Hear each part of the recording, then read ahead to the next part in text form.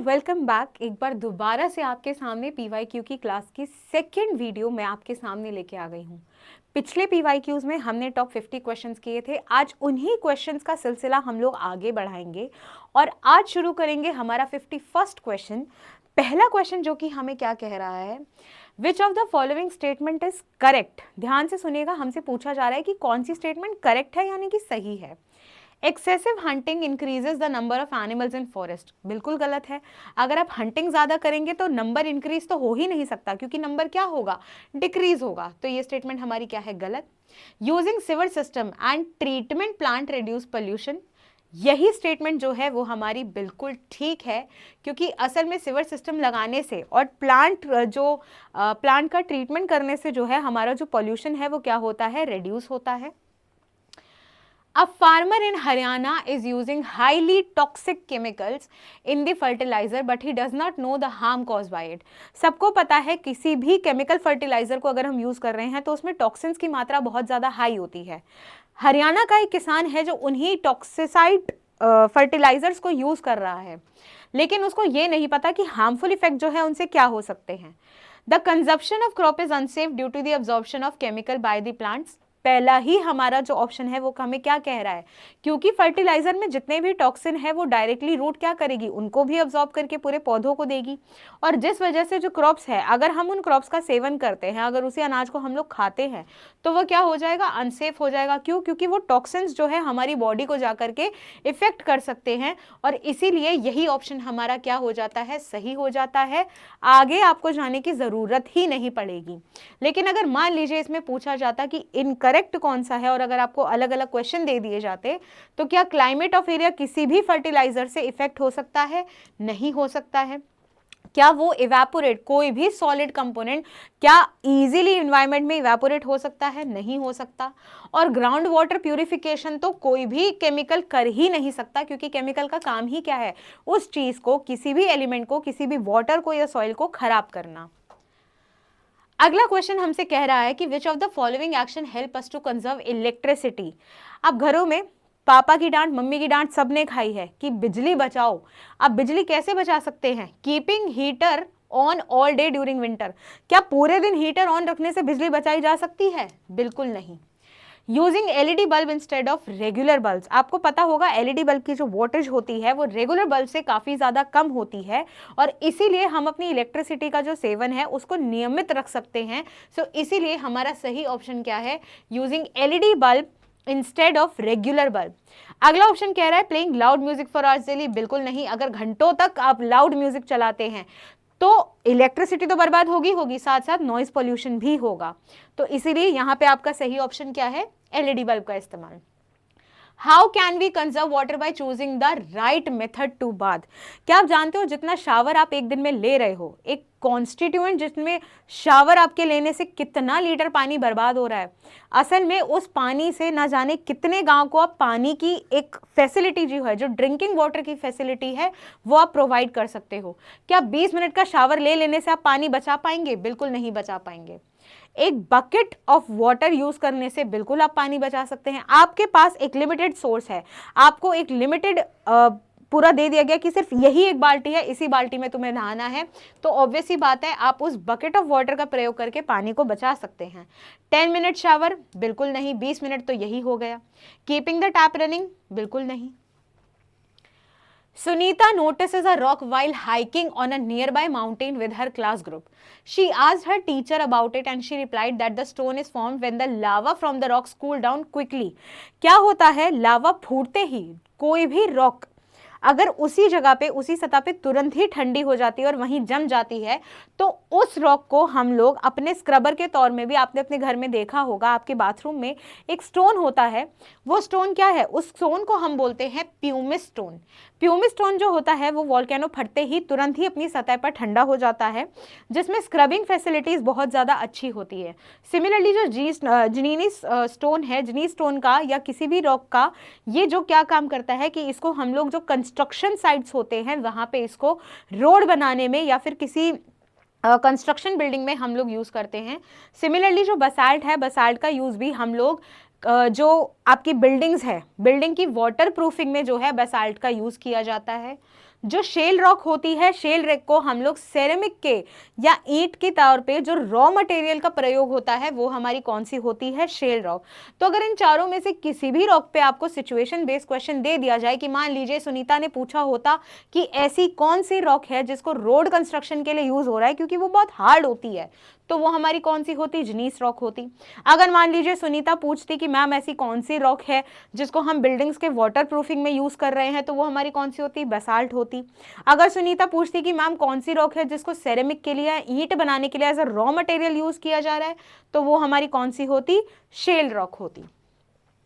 अगला हम लोग देख रहे हैं process of turning land into desert, यानी कि अगर आप किसी भी लैंड को एक डेजर्ट में कन्वर्ट कर रहे हो तो उसको हम क्या बोलेंगे। पहला है डिफॉरेस्टेशन। डिफॉरेस्टेशन का मतलब होता है पेड़ काटना, तो ये तो बिल्कुल नहीं हो सकता क्योंकि पेड़ काटना सबसे ज्यादा किस लिए, इंडस्ट्रियल एक्सपेंशन के लिए, यानी कि अब जब हमें इंडस्ट्रीज बढ़ानी होगी या फिर हमें कोई भी एक ऐसा ब्लैंक स्पेस चाहिए होगा जिसमें हम फैक्ट्रीज बना सके, मॉल बना सके, इस तरह की कोई भी प्रक्रिया कर सके। दूसरा आता है barren land formation. Barren land formation का मतलब होता है किसी भी एक ऐसे एरिया को बिल्कुल सुनसान बना देना ताकि वहां पे कोई भी वेजिटेटिव प्रोपेगेशन या किसी भी तरीके का कोई भी वेजिटेटिव पार्ट वहां ना दिख सके, तो इसलिए उसको हम क्या बोलते हैं, डेजर्ट, बैरन लैंड फॉर्मेशन कहते हैं। सिमिलरली एक चीज आप ध्यान देंगे, डेजर्ट बनाने के लिए आप सब लोगों का ध्यान कहां जाएगा, डेजर्टिफिकेशन। लेकिन ट्विस्ट यहां ये है कि डेजर्टिफिकेशन जो है, डेजर्टिफिकेशन यूज होता है सेमी एरिड डेजर्ट्स को बनाने के लिए। दो तरीके के डेजर्ट होते हैं, एक होता है एरिड, एक होता है सेमी एरिड। यानी कि सेमी एरिड डेजर्ट्स को बनाने के लिए जिस प्रक्रिया का हम लोग इस्तेमाल करते हैं वो हमारी कौन सी होती है, डेजर्टिफिकेशन होती है। लेकिन अगर किसी क्षेत्र को पूर्णतः सूखा करना है, पूर्णतः उसको डेजर्ट में कन्वर्ट करना है, तो वो हमारी है बैरन लैंड फॉर्मेशन। अफॉरेस्टेशन यानी कि ज्यादा से ज्यादा पेड़ उगाना, तो पेड़ उगाने से डेजर्ट बनने का तो कोई मतलब ही नहीं है। Which type of coal is considered the hardest and has the highest carbon content, तो वो हमारा होता है anthracite. It is the hardest form of rock जिसमें 86% या कभी कभी उससे भी ज्यादा 86% या कभी कभी उससे भी ज्यादा कार्बन कंटेंट जो है इसमें मिलता है। सिमिलरली यहाँ पे आप अलग तरीके के और रॉक्स देख रहे हैं, कोल के फॉर्म देख रहे हैं, जिसमें कि बिटुमिनस, लिग्नाइट और पीट है। बिटुमिनस जो है वो हमारा एक हार्ड रॉक है, ठीक है, जिसको रोड कंस्ट्रक्शंस के लिए यूज किया जाता है। लिग्नाइट ऐसा कोल है जिसमें लोएस्ट कार्बन कंटेंट मिलता है। मान लीजिए यहीं पे सवाल किया जाता कि कौन सा ऐसा कोल का फॉर्म है जिसमें लोएस्ट कार्बन कंटेंट है, तो वो हमारा कौन सा होगा, लिग्नाइट होगा, जिसमें सबसे लोएस्ट कार्बन कंटेंट यानी कि कोई तकरीबन 20 से 26% की मात्रा जिसमें कार्बन की देखी जाती है। सिमिलरली पीट है। पीट जो है आपका एक ऐसा कोल है जिसको हम लोग नॉर्मली छोटे मोटे कंस्ट्रक्शन साइट्स में ऐसे ही यूज कर लेते हैं। Which natural disaster is caused by a sudden release of energy in the earth crust? अगर मान लीजिए आपको किसी भी एक जगह पे एक बहुत excessive amount of energy feel होगी तो you will be shaken up, आप हिल सकते हो, आपको एकदम अचंभा हो सकता है। तो पहली बात तो हम देखते हैं साइक्लोन। क्या साइक्लोन किसी एनर्जी प्रोडक्शन से रिलीज होता है? नहीं, क्योंकि साइक्लोन क्या है, साइक्लोन है एक एटमॉस्फेरिक डिस्टर्बेंस। कोई भी एटमॉस्फेरिक डिस्टर्बेंस अगर होगी तो उसको हम क्या बोलते हैं, उसको हम नाम देते हैं साइक्लोन का। तो जहां पे एटमॉस्फेरिक डिस्टर्बेंसेस क्रिएट होंगी बहुत हाई मात्रा में, उसको हम लोग क्या बोलेंगे, उसको हम लोग बोलेंगे कि यहाँ पे तो साइक्लोन आ रहा है। दूसरा हम लोग देखते हैं सुनामी। सुनामी बेसिकली क्या है, जब बहुत ही हाई अमाउंट ऑफ वाटर, बहुत हाई वॉल्यूम ऑफ वाटर जब एक ही जगह पे काम करने लग जाए, डिस्प्लेस हो, वहां उसकी मूवमेंट देखी जाए, तो उसको हम लोग क्या कहते हैं, सुनामी कहते हैं। Earthquake is the right answer. सिर्फ अर्थक्वेक क्या होता है कि जहां पे एक आपको अर्थ के अंदर जब सडन एनर्जी रिलीज होगी तो क्या होगा, अर्थ ट्रेम्बल करेगी, अर्थ शेक करेगी। तो इसीलिए जो एक्सेसिव एनर्जी की वजह से जो नेचुरल डिजास्टर आ रहा है वो हमारा क्या है, अर्थक्वेक। और फ्लड आप सब जानते ही हैं, जब एटमॉस्फेयर, जब ट्रोपोस्फेयर पे बहुत हैवी रेनफॉल की वजह से या किसी सुनामी की वजह से अगर पानी की मात्रा बहुत ज़्यादा बढ़ जाए तो उसको हम फ्लड कहते हैं। Which gas is commonly responsible for the acid rain phenomena? क्या ऑक्सीजन आपका एसिड रेन करा सकती है? बिल्कुल नहीं, क्योंकि ऑक्सीजन तो हमारे लिए मोस्ट इंपॉर्टेंट है। हमें क्या कर रही है, हमें ब्रीदिंग के लिए, अपनी जो है हमें सांस लेने के लिए क्या चाहिए, हमें ऑक्सीजन तो चाहिए। यहाँ आता है सल्फर डाइऑक्साइड यानी कि SO2। सल्फर डाइऑक्साइड जो है एक ऐसी गैस है जो आपकी रेन में सल्फर की मात्रा बढ़ाकर उसको एसिड रेन नाम देती है, और इसी वजह से जो है हमारी एसिड रेन फेनोमेना के लिए कौन सी गैस जिम्मेदार है? Sulphur dioxide. मान लीजिए आपसे पूछ लिया जाता हाइड्रोजन कौन सी ऐसी गैस है जो हमारे एटमॉस्फेयर में नमी को वो करती है, बैलेंस करती है, या फिर जो ह्यूमिडिटी है उसको मेंटेन करती है, तो वो हमारी कौन होगी? हाइड्रोजन होगी। अगर आपसे पूछ लिया जाता कि प्लांट्स को जो है ग्रोथ करने के लिए हेल्प करने में कौन सी गैस होती है, तो वो हमारी नाइट्रोजन होती है, जो नाइट्रोजन फिक्सेशन की हेल्प से प्लांट्स को ग्रो करने में हेल्प करती है। The element present in the atmosphere which help the plant to grow by mixing itself into the soil. अब क्या हाइड्रोजन अपनी सॉइल में मिलकर के किसी तरीके से हेल्प कर पाएगा? बिल्कुल नहीं, क्योंकि हाइड्रोजन अपने आप में क्या है? पानी है। पानी तो हम लोग वैसे भी दे रहे हैं ना, लेकिन हमसे यहाँ क्या पूछा है कि एटमॉस्फेयर में प्रेजेंट जो है वो किस तरीके से है। तो यहाँ पे हमारा जो सही आंसर बनेगा वो बनेगा हमारा फॉस्फोरस, क्योंकि फॉस्फोरस ऐसी जो है एलिमेंट है, ऐसी गैस है जो पौधों में मिल करके, यानी कि जो आपकी सॉइल है उसमें मिल करके सॉइल इजीली फॉस्फोरस को ऑब्जॉर्ब करती है, और अब्जॉर्ब फॉस्फोरस जो है बाकी के पौधे को क्या दे रही है? न्यूट्रिएंट दे रही है, उसको ग्रो करने में हेल्प कर रही है। हीलियम और कार्बन जैसी गैसेस प्लांट को उगने में कतन हेल्प नहीं कर सकती, इसीलिए the right option is phosphorus. अगला हम लोग देखते हैं which energy source is obtained from the heat inside the earth surface. Earth के अंदर कितनी हीट है आप सोच भी नहीं सकते, आप अंदाजा भी नहीं लगा सकते, क्योंकि अर्थ का कितना इंटीरियर तो ऐसा है जिसको अभी तक देखा भी नहीं गया है। कोर, क्रस्ट, मैंटल सबने सुना होगा, लेकिन क्या हाइड्रो पावर हमें अर्थ के अंदर से मिल रही है? बिल्कुल नहीं, क्योंकि हाइड्रो तो नाम में ही वाटर है। तो पानी से जो मिलने वाली जो इलेक्ट्रिसिटी है या पानी से बनने वाली जो बिजली है उसको हम क्या कहते हैं? उसको हम हाइड्रो पावर कहते हैं। विंड एनर्जी, नाम से ही पता चल रहा है कि विंड यानी कि जो हवा से जितनी एनर्जी हमें मिलेगी उसको हम क्या बोलेंगे? Wind energy. दूसरी तरफ है हमारी सोलर एनर्जी। सोलर एनर्जी क्या है? जो सनलाइट से हम लोगों को, जो सनलाइट हमें मिल रही है सन से, उस सनलाइट को हम लोग हार्नेस करते हैं और सोलर पैनल लगा करके, सोलर कुकर का इस्तेमाल करके उस एनर्जी को हम लोग यूटिलाइज करते हैं। Now comes the geothermal energy. Geothermal energy is the correct option as geothermal, यानी कि अर्थ के अंदर जो हीट है, जियो मीन्स अर्थ और थर्मल मीन्स हीट, तो अर्थ के अंदर की जो हीट है उसी को हम लोग क्या कहते हैं? जियोथर्मल एनर्जी कहते हैं। तो एनर्जी सोर्स जो है वो हमारा कौन सा हो जाएगा? जियोथर्मल एनर्जी हो जाएगा, जो अर्थ की हीट से हमें प्रोवाइड हो रही है। कमिंग ऑन टू बायोडिग्रेडेबल, इनमें से कौन से आइटम है जिसको बायोडिग्रेडेबल हम करेंगे?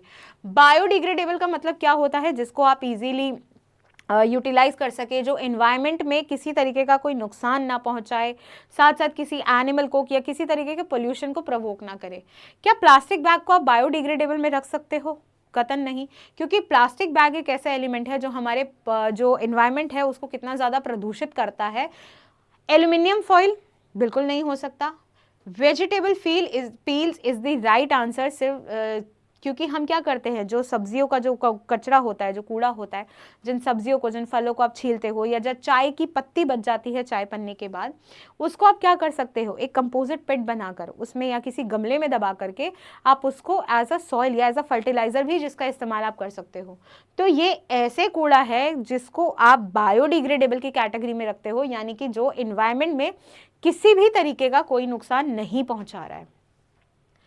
Coming on to next, What is the best method to dispose of biodegradable waste? अब यहाँ पे हमने बायोडिग्रेडेबल तो समझ लिया कि क्या था, लेकिन उसी बायोडिग्रेडेबल वेस्ट को हम लोग डिस्पोज कहाँ करें, यानी कि उसको फेंके कहाँ पे? तो क्या burying it in the soil to create compost? बिल्कुल सही। आप उसको किसी भी मिट्टी में या किसी भी गमले में, जैसे मैंने कहा, आप उसको दबा सकते हैं ताकि वो कंपोस्ट बन जाए। कंपोस्ट बनने से क्या होगा? जो सॉइल को एक एक्स्ट्रा न्यूट्रिएंट मिलेगा। उस सब्जी के छिलके में जितने न्यूट्रिएंट है या उस चाय की पत्ती में जितने न्यूट्रिएंट है वो सारे किसके पास जाएंगे? आपके पौधे के पास जाएंगे। Burning it in open area, क्या जलाना कभी भी किस हेल्दी हो सकता है? बिल्कुल नहीं, क्योंकि जलाने से क्या होगा? एयर पोल्यूशन जैसी बीमारियां फैलेंगी। डंपिंग इट इनटू रिवर्स, नदी में फेंकना बिल्कुल गलत, नॉइज वाटर पोल्यूशन फैलाता है। Mixing it with non biodegradable waste, बिल्कुल गलत। तो अगर हमें सही तरीके से बायोडिग्रेडेबल वेस्ट को हमें वो करना है, डिस्पोज करना है, तो उसका सही तरीका क्या है कि हम उसको एक कंपोजिट पिट बनाएंगे और सॉइल के अंदर जो है उसको दबा देंगे ताकि हम उसको एज अ अच्छा फर्टिलाइजर हम उसको यूज कर सकें। अगला क्वेश्चन कह रहा है which process best describe the water cycle. अब जल चक्र सबने सुना होगा, वाटर साइकिल सबने सुनी होगी। पानी कैसे काम करता है, पहले समुद्र या रिवर में से वो पानी वाष्प बनके यानी कि वाटर वेपर बनके उड़ जाता है, किसके प्रेजेंस में, सनलाइट की प्रेजेंस में। वो पानी उड़ता है, ऊपर जाकर क्या बनता है, बादल बनता है कंडेंसेशन के प्रोसेस से, और फिर वही पानी बाद में आकर जो है बारिश बनके, स्नोफॉल बनके, हेल स्टॉर्म बनके, अलग अलग तरीकों से, अलग अलग टाइप्स ऑफ प्रेसिपिटेशन में जो है वो गिरता है। तो सबसे पहला मेथड यहाँ पे क्या होगा, फिर सबसे पहले आएगा इवेपोरेशन, जो कि किसकी प्रेजेंस में होगी, सन की प्रेजेंस में। सन जो है किसी भी वाटर बॉडी के पानी को क्या करेगा, इवेपोरेट करेगा, उसका वाष्पीकरण करेगा। सबसे पहला स्टेप आया इवेपोरेशन। दूसरा स्टेप आया कंडेंसेशन, यानी कि जो आपका इवेपोरेटेड वाटर है जो कि किस में है, गैशियस फॉर्म में है, उस गैशियस फॉर्म को एक सॉलिडिफाई करना, जो कि किसका काम है, कंडेंसेशन, यानी कि बादल बनाना। यहाँ पे क्या फॉर्म होगा, यहाँ पे क्लाउड्स फॉर्म होंगे। क्लाउड्स फॉर्म होते ही उसके बाद तुरंत क्या होगा, प्रेसिपिटेशन। प्रेसिपिटेशन किसी भी फॉर्म में हो सकती है, आप उसको बारिश कह सकते हो, बर्फबारी कह सकते हो, कुछ भी कह सकते हो। तो यहाँ पे जो प्रेसिपिटेशन है वो हमारा फाइनल स्टेप है। तो यहीं पे हमें क्या पता चल गया कि हमारा जो फाइनल आंसर है वो क्या होगा, कि पहले इवेपोरेशन होगा, फिर कंडेंसेशन होगा, और फिर हमारा क्या होगा, प्रेसिपिटेशन होगी। Which of the following is not a cause of soil erosion? ध्यान देंगे यहाँ पे हमसे पूछा है not a cause, यानी कि cause नहीं है। सबसे पहला है ओवर ग्रेजिंग, यानी कि गाय भैंसों को ज़्यादा से ज़्यादा चराने के लिए छोड़ देना। तो ओवर ग्रेजिंग में क्या होता है, सबसे पहले तो ये समझिए कि ग्रेजिंग क्या है। जो गाय या भैंस या बकरी है, जब वो घास को स्निप करती है, जब घास को खींचती है, तो जो ऊपर की प्रोटेक्टिव लेयर होती है वो भी घास के साथ साथ क्या होता है, गाय के मुंह में चली जाती है। उस प्रोटेक्टिव लेयर की वजह से पानी और जो हवा है वो इजीली सॉइल तक पहुंच पाता है और इजीली जो है उसको खराब कर पाता है। तो ओवर ग्रेजिंग क्या है, इट इज अ फैक्टर। तो यहाँ पे ये ऑप्शन तो हमारा क्या हो गया, गलत हो गया। डिफॉरेस्टेशन करना, क्या डिफॉरेस्टेशन करने से सॉइल इरोजन होता है, बिल्कुल होता है, क्योंकि हमारी प्रोटेक्टिव लेयर, सिमिलर वही वाली चीज़ है कि जो प्रोटेक्टिव लेयर थी ऊपर वो खत्म हो गई और एयर और जो हवा का जो एक्सपोजर, एयर और वाटर का जो एक्सपोजर था वो बढ़ गया। प्लांटिंग मोर ट्रीज, क्या ज़्यादा से ज़्यादा पेड़ उगाने से सॉइल इरोजन हो सकता है, बिल्कुल नहीं। तो हमारा सही ऑप्शन क्या है, प्लांटिंग मोर ट्रीज, यानी कि अगर हम ज़्यादा से ज़्यादा पेड़ उगाएंगे तो सॉइल इरोजन क्या होगा, नहीं होगा, क्योंकि सॉइल को अपना एक जरिया मिल जाएगा जिसमें वो अपने आप को खराब करने से बचा सके। Flood is also a factor जो सॉइल इरोजन बढ़ाता है। Which form of energy is harnessed by windmill, आपने विंडमिल देखे होंगे। अब विंडमिल किससे चल रहे हैं, सबसे पहले तो ध्यान रखिएगा कि ये क्या है, विंड एनर्जी है। हवा से चला, चक्का घूमा, चक्का घूमते क्या हुई, बिजली प्रोड्यूस हुई। गांव में विंडमिल बहुत होते हैं, तो विंडमिल कौन सी एनर्जी वो करता है, हार्नेस करता है, किसके सहारे चलता है, वो होती है हमारी kinetic energy. Coming on to which of these is a non renewable source of energy. Non renewable क्या होता है, जिसको आप दोबारा से यूज नहीं कर सकते, या फिर दोबारा जल्दी से जो बन नहीं सकते, जिसको बनने में टाइम लगेगा, और इनको बनने में कभी कभार hundreds, thousands and millions of years भी लगते हैं। सबसे पहला विंड एनर्जी, क्या विंड एनर्जी को आप रोज नहीं यूज कर सकते, बिल्कुल कर सकते हो, क्योंकि हवा तो रोज चलती है। तो ये ऑप्शन आपका क्या हो गया, गलत हो गया। बायोमास एनर्जी, बहुत ईजी, जितना जब तक बायो जिंदा रहेगी, यानी कि जितने आपके जीवित तत्व जब तक आपके जिंदा रहेंगे तब तक आप बायोमास एनर्जी को भी यूज कर सकते हैं। फिर आता है सोलर एनर्जी, जब तक सूरज चांद रहेगा तब तक सोलर एनर्जी का नाम रहेगा, तो solar energy is not the right option.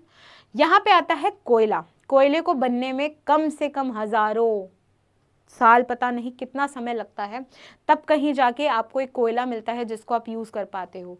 तो coal is the right option, क्योंकि कोल एक ऐसा non renewable source of energy है जिसको बनने में बहुत समय लगता है।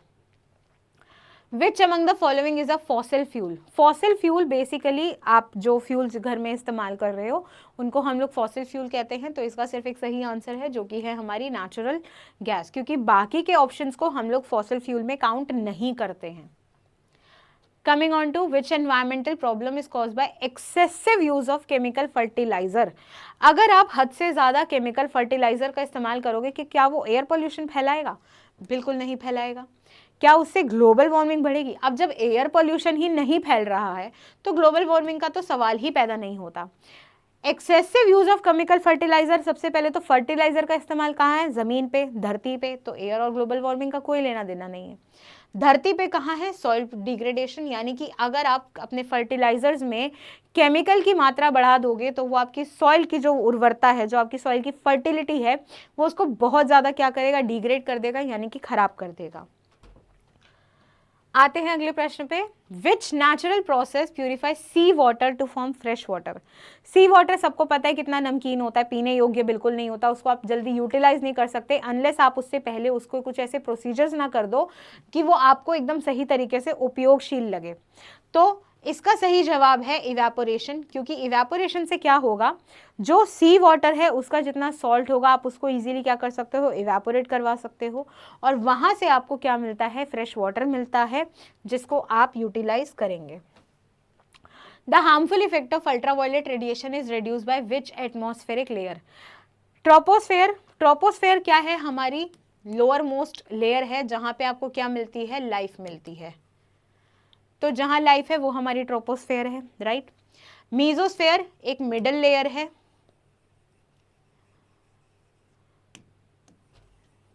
साथ साथ ओजोन लेयर।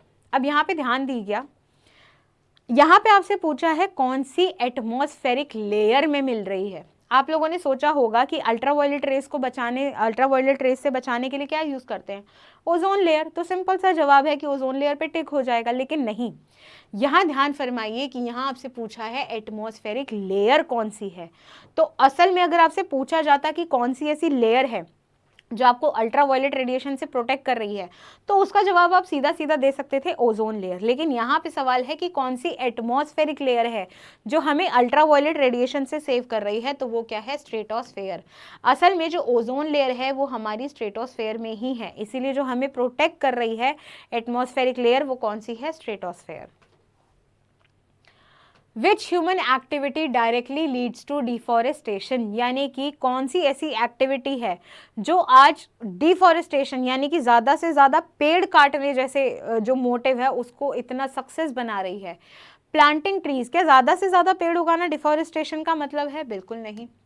इंडस्ट्रियल एक्सपेंशन, यानी कि आज के टाइम में जितनी इंडस्ट्रीज अपने आप को ग्रो कर रही है, किस किस के सहारे, जैसे मान लीजिए आप किसी मॉल को बनाना चाहते हैं, आप किसी फैक्ट्री को इस्टेब्लिश करना चाहते हैं, या फिर आप जो है किसी भी रॉ मटेरियल को, फॉरेस्ट यानी कि wood as a raw material आप यूज़ करना चाहते हो, तो आप क्या करोगे, आप अपने फॉरेस्ट को क्या करोगे, ट्रिम डाउन करोगे, कट डाउन करोगे।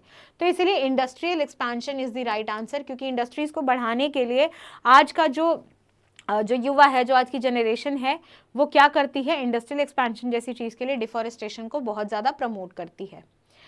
Which method help conserve fossil fuel, fossil fuel को आप किस तरीके से बचा सकते हैं, सोलर एनर्जी का यूज़ करके, बिल्कुल, अगर हम सोलर एनर्जी को यूज़ करेंगे तो फॉसिल फ्यूल का प्रोटेक्शन ऑब्वियस है, ठीक है।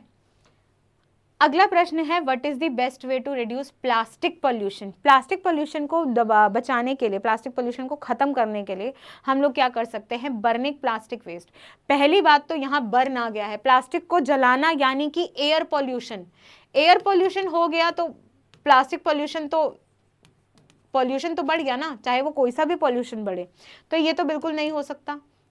यूजिंग बायोडिग्रेडेबल मटेरियल्स, बिल्कुल सही, बायोडिग्रेडेबल मटेरियल का यूज करके आप प्लास्टिक का उपयोग क्या कर दोगे, बिल्कुल खत्म करते जाओगे, लिमिट करते जाओगे। अब जब प्लास्टिक का यूज ही खत्म हो गया तो प्लास्टिक पोल्यूशन तो होने का सवाल ही पैदा नहीं होता। प्लास्टिक को सॉइल में दबाओगे, बिल्कुल काम नहीं करेगा, और ओशन में अगर प्लास्टिक को डाला तो बेचारे जो हमारे वाटर एक्वेटिक एनिमल्स हैं उनको क्या होगा, बहुत ज्यादा नुकसान होगा। Which of the following is an effective way to conserve water, बहुत आसान, पानी बचाओ, बिजली बचाओ, मम्मी के ताने, पापा के ताने, रिलेटेबल लग रहा है ना, क्यों, क्योंकि आप क्या करते हो, ब्रश करते टाइम टैप को खुला छोड़ देते हो, तो पानी तो बचेगा नहीं, पानी क्या होगा, बर्बाद होगा। अगर आप नहाने के लिए एक बाल्टी का उपयोग करोगे तो ऑब्वियस सी बात है, आप खुद नहीं जानते आप कितना पानी वहां पे क्या कर रहे हो, बचा रहे हो। वाटरिंग प्लांट्स एट नून, असल में नून के दौरान कभी भी प्लांट्स को वाटर नहीं किया जाता, प्लांट्स को वाटर करने का एक सही टाइम होता है अर्ली इन द मॉर्निंग। नून के टाइम में सन जो है वो बिल्कुल अपने पीक पे होता है, जहाँ पे इवेपोरेशन का जो टाइम है, इवेपोरेशन बहुत हाई पीक पे होता है। Washing vehicles with running water, बिल्कुल गलत, पानी की बर्बादी। Which activity helps in soil conservation, आप अपनी सॉइल को कैसे कंजर्व करोगे, जो आपकी सॉइल है, आपकी मिट्टी है, आपकी जो मृदा है, उसको आप कैसे बचाओगे? कटिंग डाउन ट्रीज, बिल्कुल नहीं। ओवर ग्रेजिंग कैटल, यानी कि अगर आपको सॉइल कंजर्वेशन करना है तो क्या आप पेड़ काटोगे? बिल्कुल नहीं काटोगे। क्या आप अपने भेड़ बकरी गायों को ऐसे ही छोड़ दोगे कि जाओ चरो जितना मन करे? बिल्कुल नहीं। हम कैसे बचाएंगे? हम लोग और ज़्यादा से ज़्यादा पेड़ उगाएंगे, क्योंकि ज़्यादा से ज़्यादा पेड़ उगाएंगे तो ईजीली हमें क्या होगा? सॉइल कंजर्वेशन जैसी चीज़ को देखना मिलेगा। Dumping waste in open land, अगर आप ओपन लैंड में वेस्ट डंप कर रहे हैं तो आप ना जाने कितने तरह के पॉल्यूशंस को बढ़ावा दे रहे हैं। What type of pollution is caused by industrial smoke? Water pollution किससे हो रहा है? पहले तो ये देखिए, वाटर पोल्यूशन भी जो है हमारा क्या होता है, अगर हम किसी भी इंडस्ट्रियल जो केमिकल है, अगर आप केमिकल को डिस्पोज कर रहे हो डायरेक्ट पानी में या किसी भी वाटर बॉडी में, तो हमारा वो क्या बढ़ाएगा? वाटर पोल्यूशन बढ़ाएगा।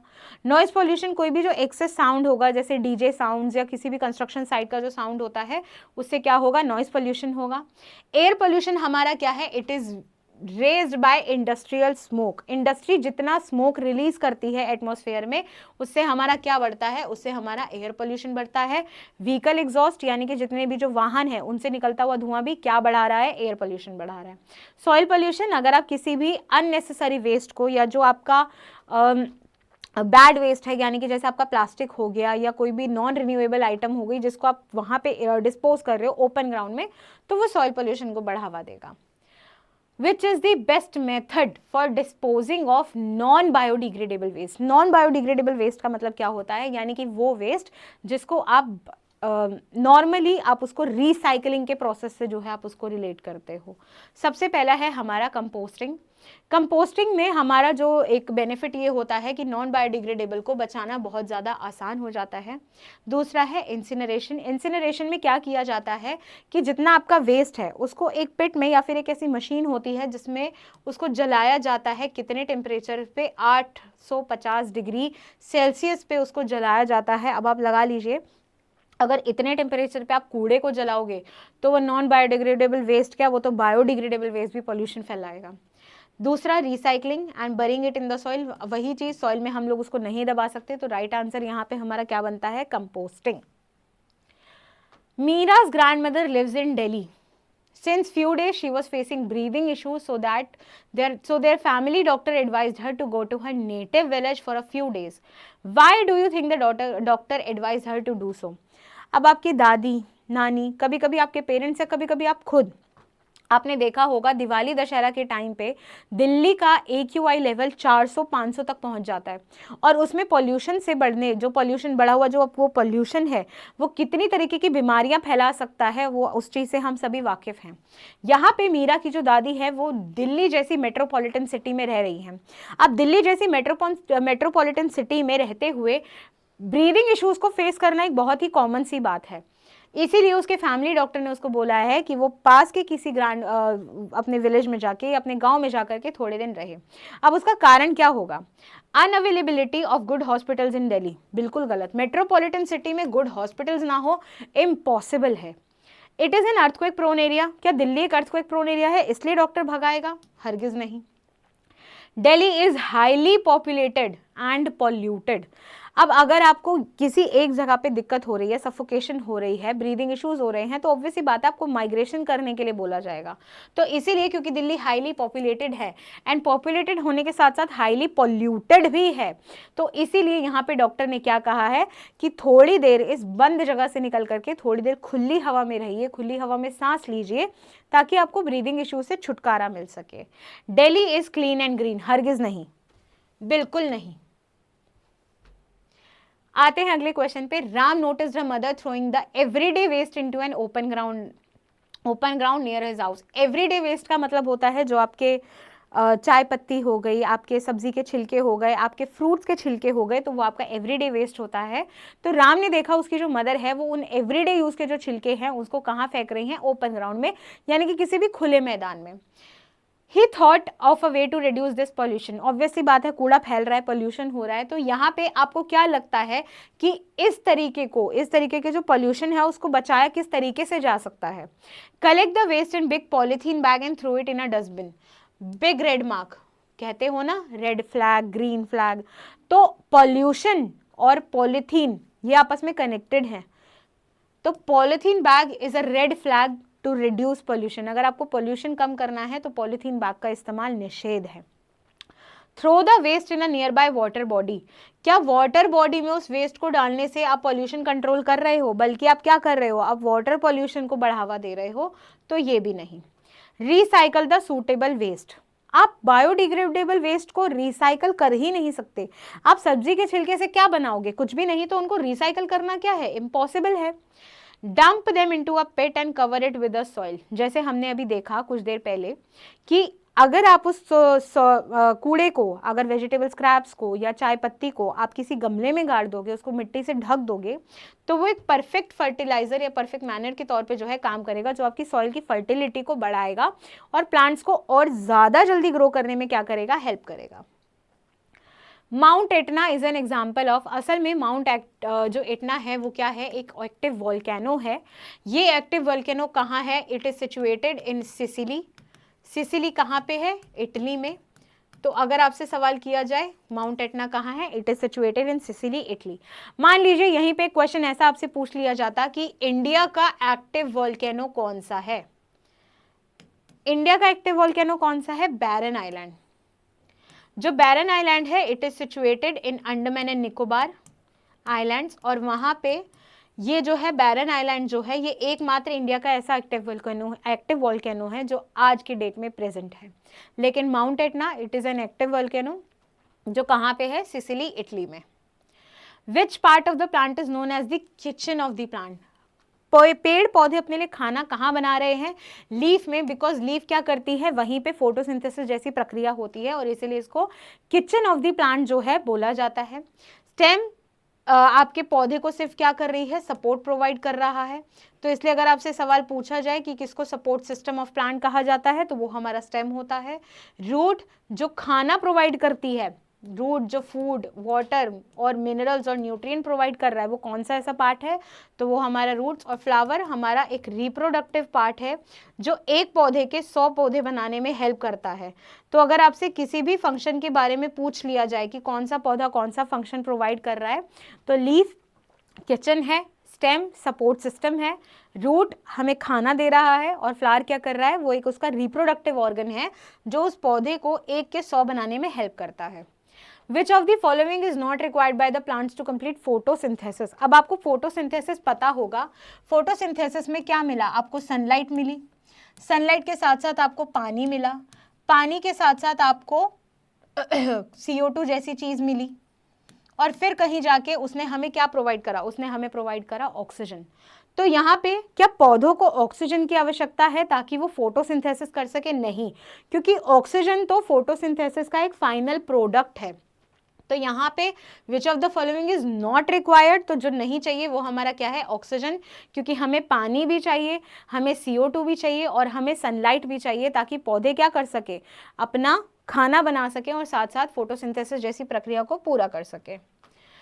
When a seed is dispersed by air and wind, air and wind में जो सीड्स होंगी उन पे लगा होगा हेयर और विंग्स, क्योंकि वो हवा में उड़ती उड़ती आ रही हैं। Which of the following factor are important for the germination of seed? Seed को फूटने के लिए क्या न्यूट्रिएंट्स की ज़रूरत है? बिल्कुल है। क्या गर्माहट चाहिए? बिल्कुल चाहिए। हवा चाहिए? जी ज़रूर चाहिए। और पानी, ये तो बिल्कुल चाहिए। तो यहाँ पे हमारा ऑप्शन क्या हो जाएगा, ऑल ऑफ दीज। अगला प्रश्न कहता है if part A won't be present in the plant, new plants will not be produced. अभी हमने देखा कि जो हमारे फ्लावर्स होते हैं वो क्या होते हैं, वो हमारा रिप्रोडक्टिव पार्ट है प्लांट का, क्योंकि अगर हमें एक पौधे का 100 पौधा बनाना है तो हम किसे यूज करेंगे, हम लोग यूज करेंगे फ्लावर को। तो यहाँ पे सिंपल सा जवाब फ्लावर। अगर यहीं पे होता कि part A want be present in the plant, यहाँ पे मान लीजिए हम लोग उसको चेंज कर देते हैं क्वेश्चन को, हम लोग बोलते हैं कि plants won't get any food या plants won't get any water. तो पानी और खाना ना मिलने का कारण क्या होगा, अगर उस पेड़ में जड़ें नहीं होंगी, या फिर no food will be produced. अगर मान लीजिए यहाँ पे होता no food will be produced, तो वो हमारी लीव्स होती, क्योंकि लीव्स नहीं होंगी तो खाना कैसे बनेगा। या कौन सा पार्ट अगर मिसिंग होने से प्लांट्स को बढ़ने में कैसे हेल्प मिलेगी, सपोर्ट कैसे मिलेगी, तो वो हमारा स्टेम हो जाता। अगला क्वेश्चन है identify the animal that breathes through it gill when it is young but breathes through lungs when it is adult. अब यहाँ पे जो शार्क है, क्योंकि वो एक वाटर एनिमल है, एक्वेटिक एनिमल है, तो शार्क को जिंदा रहने के लिए क्या चाहिए, गिल्स चाहिए, ताकि वो गिल्स के सहारे जो है पानी में सांस ले सके। Similarly dolphin is also an aquatic animal and prawn is also an domestic aquatic animal. यहाँ पे फ्रॉग एक ऐसा प्राणी है जिसके पास बोथ ब्रीदिंग ऑर्गन्स प्रेजेंट है। फ्रॉग के पास गिल्स भी हैं और फ्रॉग के पास लंग्स भी हैं। गिल्स का यूज वो सिर्फ अपनी यंग स्टेज में करता है, जब तक वो यंग है। जैसे जैसे फ्रॉग बड़ा होगा, अडल्ट होगा, वो वैसे वैसे अपने लंग्स का प्रयोग करना शुरू कर देता है। तो ऐसा एनिमल जो अपने गिल्स और लंग्स का यूज करके सांस लेता है, gills when it is young and lungs when it is adult, तो वो हमारा कौन है, हमारा frog. The spoiling of food is done by, अब यहाँ पे आप ध्यान देंगे, मोल्ड अपने आप में एक एग्जाम्पल है किसका, फंजाई का। बैक्टीरिया अगर किसी खाने में हो जाए तो खाने का खराब होना लाजमी सी बात है। यीस्ट आपके खाने में कार्बन डाइऑक्साइड के कंटेंट को बढ़ा देता है, तो अगर एक्सेस मात्रा में यीस्ट आप खाने में डालेंगे तो easily your food will get spoiled, खराब हो जाएगा। तो यानी कि यहाँ पे आपके सही आंसर्स क्या होंगे, ऑल ऑफ दीज, क्योंकि फंजाई भी क्या करेगा, फंजाई जैसे ही मॉइस्चर में आएगा, मॉइस्चर की वजह से वो एक्स्ट्रा ग्रोथ को जो है डेवलप करना स्टार्ट कर देगा, और वो एक्स्ट्रा डेवलप क्या करेगी, आपके खाने को खराब कर देगी। डेफिशिएंसी ऑफ विटामिन सी में कॉज, अब विटामिन सी सबसे पहले देखिए यहाँ पे रिकेट्स है। रिकेट्स किसकी डेफिशिएंसी से हो रहा है, विटामिन डी की डेफिशिएंसी से। जो गॉइटर है वो किसकी कमी से हो रहा है, आयोडीन की कमी से। स्कर्वी होता है हमारा विटामिन सी की कमी से, और अगर बेरी बेरी की बात करें तो वो होता है विटामिन बी की कमी से। तो यहाँ पे अगर आपसे किसी भी तरीके का सवाल पूछ लिया जाएगा कि मान लीजिए हम यहाँ पे विटामिन सी की जगह हम कर देते कि विटामिन डी की कमी से कौन सी बीमारी हो रही है, रिकेट्स, या फिर अगर हम नॉर्मली पूछ लेते कि रिकेट्स कौन से विटामिन की डेफिशिएंसी से हो रहा है, तो वो हो रहा है विटामिन डी। गॉइटर किसकी कमी से हो रहा है, आयोडीन, या आयोडीन की कमी से आपको कौन सी बीमारी हो सकती है, वो होता है गॉइटर। विटामिन सी की कमी से हमें क्या होता है, स्कर्वी, या स्कर्वी जो है वो कौन से विटामिन की कमी से हो रहा है, वो विटामिन सी है। बेरी बेरी विटामिन बी की कमी होने से होता है। साथ साथ एक चीज और, विटामिन ए की कमी होने से आपको हो सकती है नाइट ब्लाइंडनेस या फिर एनीमिया। तो अगर आप विटामिन ए की कमी के बारे में जानेंगे तो वो हमारा क्या है कि नाइट ब्लाइंडनेस हो सकती है, साथ साथ एनीमिया हो सकता है, और बाकी की चीजें आप समझ ही चुके हैं। Excuse me.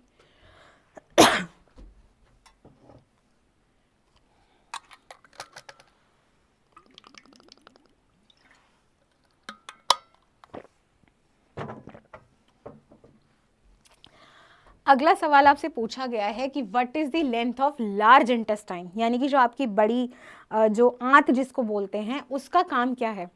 लार्ज इंटेस्टाइन का सबसे पहले तो एक फंक्शन समझ लीजिए कि लार्ज इंटेस्टाइन का काम है कि जितना भी वाटर अब्जॉर्प्शन है, जितना भी वाटर बचा है, वाटर को क्या करेगी, अब्जॉर्ब करेगी। उस वाटर अब्जॉर्प्शन के लिए जो लार्ज इंटेस्टाइन है, लार्ज इंटेस्टाइन की हमारी जो लेंथ होती है वो होती है 1.5 मीटर, या फिर जिसको हम 5 फीट भी कह सकते हैं। अगला क्वेश्चन है identify the longest bone of the human body. ये सवाल आपके PYQs में आपको इतनी दफ़ा मिलेगा कि आप अगर इसे रट लेंगे तो आपके लिए एक बेनिफिट है बहुत अच्छा, कि जो लॉन्गेस्ट बोन है आपकी बॉडी की वो कौन सी होती है, फीमर बोन। फीमर बोन जो है, जिसको हम थाई बोन भी कहते हैं, ये कहाँ प्रेजेंट होती है, आपकी थाइज में होती है, and it is the longest bone of your body. The plant that reproduces through it's leave is, अब यहाँ पे आपको 4 तरीके के पौधे दिखाए गए हैं, जिनमें से एक है ब्रायोफाइलम, दूसरा है पोटैटो, शुगर केन और बनाना। असल में खासियत ये है कि ये चारों ही क्या करते हैं, एसेक्सुअल रिप्रोडक्शन करते हैं। चारों का ही प्रोड्यूस करने का तरीका है एसेक्सुअल रिप्रोडक्शन। साथ साथ जो इनकी रिप्रोडक्शन का मेथड है उसको हम लोग कहते हैं वेजिटेटिव प्रोपेगेशन। चारों ही वेजिटेटिव प्रोपेगेशन कर रहे हैं, लेकिन फर्क क्या है, ब्रायोफाइलम जो है वो अपनी पत्तियों से रिप्रोड्यूस करता है, क्योंकि हमारा सवाल ही यही है कि कौन सा ऐसा प्लांट है जो अपनी पत्तियों से रिप्रोड्यूस कर रहा है, तो वो है ब्रायोफाइलम। पोटैटो आपने देखा होगा, पोटैटो में छोटे छोटे छेद होते हैं जिनमें से ग्रीन पार्ट निकलता है, पोटैटोज के सहारे अपने आप को रिप्रोड्यूस करता है। सिमिलरली शुगर केन की जो आई होती है, जो उसका स्ट्रक्चर होता है, जो बचा होता है उसमें से वो रिप्रोड्यूस करता है, और बनाना का जो नीचे का काला पोर्शन है वो उसके सहारे वो अपने आप को क्या कर रहा है, रिप्रोड्यूस कर रहा है। द लैक ऑफ रेनफॉल में ब्रिंग, मान लीजिए किसी क्षेत्र में काफ़ी समय हो गया रेनफॉल नहीं आया, तो क्या अर्थक्वेक होगा? बिल्कुल नहीं। असल में वहाँ क्या होगा? ड्रॉट आएगा, यानी कि सूखा पड़ेगा, जिसको हम लोग फेमाइन के नाम से भी जानते हैं, यानी कि भूखमरी पड़ेगी। क्यों? क्योंकि सूखा आ गया, कोई खाने को कोई मिलेगा नहीं, तो क्या होगा? ड्रॉट यानी कि famine. Identify the reason as why the farmers use herbicide. Herbicide एक ऐसा केमिकल है जिसको फार्मर वीड्स निकालने के लिए यूज करते हैं। वीड्स यानी कि जो एक्स्ट्रा प्लांट है, जो अनवांटेड प्लांट है, उसको रिमूवल के लिए जो है हर्बिसाइड्स का यूज किया जाता है। तो अगर आप वीड हटाने के लिए हर्बिसाइड का यूज कर रहे हो, which is a chemical item, तो ऑब्वियस सी बात है नुकसान तो देगी ही देगी। It make the field beautiful, क्या हर्बिसाइड से खेत सुंदर लगेंगे? बिल्कुल नहीं लगेंगे। It help the crops to grow, कोई भी केमिकल आइटम क्रॉप को ग्रो करने में अगर हर्बिसाइड या पेस्टिसाइड जैसी आइटम है तो वो उसको यूज हेल्प नहीं करेगी। It help the soil to grab more nutrients, कतई नहीं। हर्बिसाइड का सिर्फ एक काम है, वो क्या है? That it helps in the removal of weeds, यानी कि वीड्स क्या है? जो एक अनवांटेड प्लांट है जो अपने आप उग रहा है, जो हमें अपने खेतों में नहीं देखना है। The collection of dash is known as food web. Food web क्या है? जब कई सारी फूड चेन्स को आप एक जगह पे इकट्ठा कर देते हो तो उसको हम लोग फूड वेब का नाम देते हैं। फूड चेन बेसिकली आपकी एक ऐसी कड़ी होती है जिसमें डिफरेंट ऑर्गेनिजम्स एक दूसरे के ऊपर किस प्रकार से आश्रित है, निर्भर है, उसको हम दिखाते हैं। The blood present in the human body is responsible for, यानी कि जो आपका खून है वो आपकी बॉडी में क्या काम कर रहा है? Helps in regulation of body temperature, obvious ही बात है। आपका बॉडी टेम्परेचर किससे अनुमानित, किससे नियंत्रित किया जाता है? ब्लड के सहारे। Helps in transporting oxygen and nutrient to the body, बिल्कुल सही। ब्लड का काम ही यही है कि जो ऑक्सीजन आई है उसको हमारी बॉडी में क्या करेगा? ट्रांसपोर्ट करेगा, यानी कि पहुंचाएगा। Help in transporting hormone to the body, ये भी एकदम ठीक है। Helps in defending the body from infection, यानी कि किसका काम होता है? जो हमारे WBC प्रेजेंट होते हैं हमारे ब्लड में, वो WBC क्या करता है कि हमारी बॉडी को इन्फेक्शन से, किसी भी तरीके के इन्फेक्शन से क्या करता है? प्रोटेक्ट करता है। इसलिए आपका सही आंसर क्या हो जाएगा? ऑल ऑफ दीज, क्योंकि ब्लड जो है आपकी बॉडी का वो ये सारे ही रोल को अदा कर रहा है, सारे ही फंक्शंस को क्या कर रहा है? पूरा कर रहा है। Which of the following is the component responsible for maintaining fertility in soil? असल में है ये सारे ही ऐसे वो हैं, कंपोनेंट्स हैं जो आपकी सॉइल को एक फर्टाइल यानी कि फर्टिलिटी प्रोवाइड कर रहे हैं। तो इसीलिए यहाँ भी आपका जवाब क्या हो जाएगा? All of these. The pulse in serial should be kept in, यानी कि आपकी जो दाल है, जो आपका अनाज है, चावल है, आपने देखा होगा मम्मी उनको बहुत ढक्कन में बंद करके इस तरीके से रखती है ताकि उनमें हवा ना लग जाए। हवा लगने से या हवा में मिक्स जो हमारी ह्यूमिडिटी है, वो ह्यूमिडिटी वो एयर जो है वो क्या करेगी? उस दाल को या उस सीरियल को बिल्कुल ख़राब कर देगी। तो इसीलिए दाल को या किसी भी पल्स को सिक्योर करना है, कहाँ सिक्योर करना है? किसी भी एक एयर टाइट कंटेनर में, ताकि मॉइस्चर या हवा वहाँ तक पहुँच ही ना पाए। अगला प्रश्न है the spoiling of food bring the following change. अगर आपका खाना खराब हो गया है तो वो क्या क्या चेंज ला सकता है? फ्लेवर, बिल्कुल सही। कलर एंड अपीयरेंस, खाना बिल्कुल खराब हो गया तो दिखना तो उसका अच्छा बिल्कुल नामुमकिन है। टेस्ट, चला गया। ऑर्डर, बदबू उसकी जो है, जो उसकी स्मेल है खाने की, वो बिल्कुल बदल जाती है। तो इसीलिए हमारा सही आंसर क्या है? ऑल ऑफ दीज, क्योंकि खाने का खराब होना इन सभी चीज़ों के लिए क्या है? रिस्पॉन्सिबल है। यहाँ पे आपके 100 यानी कि टॉप 100 PYQs को हम ख़त्म कर चुके हैं। अब मिलेंगे अगली क्लास में जिसमें हम इन्हीं के आगे कुछ चलने वाले PYQs की ओर नज़र घुमाएंगे। तब तक के लिए अपना ध्यान रखिए।